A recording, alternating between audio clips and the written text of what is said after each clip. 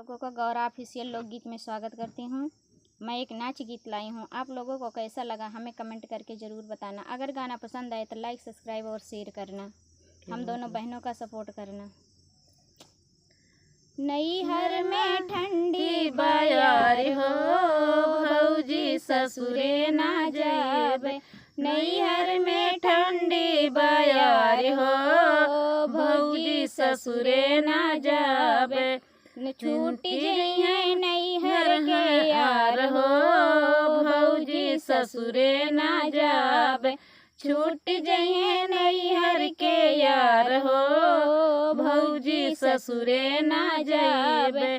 ससुरे माँ मिलेला रुखी सुखी रोटी, ससुरे माँ मिलेला रुखी सुखी रोटी। रुखी सुखी रोटी हो, रुखी सुखी रोटी। नैहर में पूड़ी अचार हो, भौजी ससुरे ना जावे। नैहर में पूड़ी अचार हो, भौजी ससुरे ना जावे।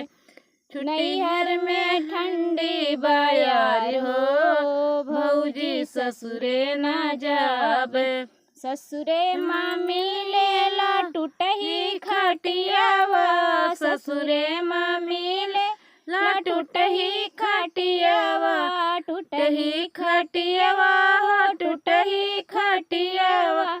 नैहर में पलंगा बिछाए हो, भौजी ससुरे ना जावे।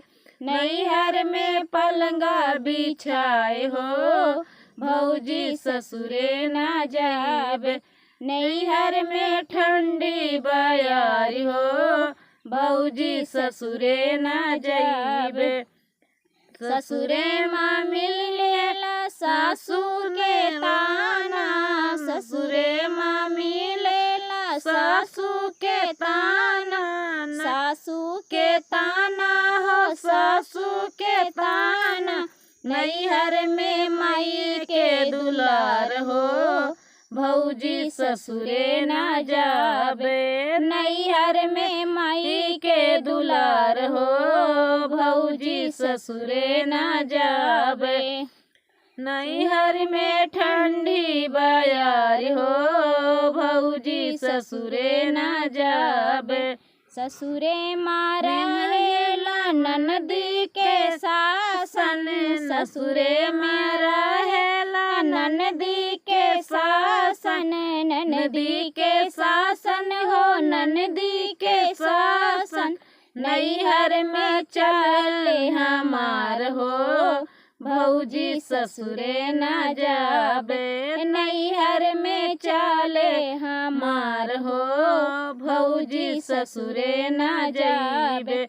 नैहर में ठंडी बयार हो, भौजी ससुरे ना जावे।